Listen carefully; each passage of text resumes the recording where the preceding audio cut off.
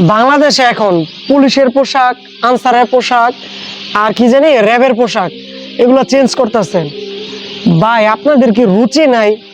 রুচির দুর্ভিক্ষে আছে বাংলাদেশে। ভাই এগুলো কোনো কালার হইলো? এগুলো কি ধরনের কালার, কি ধরনের পোশাক? আরে ভাই এখন তো বাংলাদেশের টাকা বিদেশে পাচারও হচ্ছে না, দুর্নীতিও বন্ধ, সবকিছুই বন্ধ।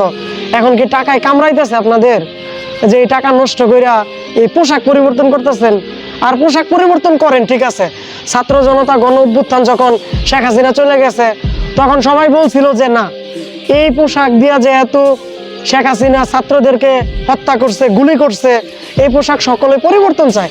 ঠিক আছে আপনারা ভাই পরিবর্তন করেন, কিন্তু ভাই এই কালার নিয়ে কেন পরিবর্তন করবেন? মানুষ কি বলে আপনাদেরকে? একটু রুচি চেঞ্জ করেন ভাই। এগুলা কোনো পোশাক হইলো? এগুলা কোনো পোশাকের কাতারে পরে চেঞ্জ করেন ভাই।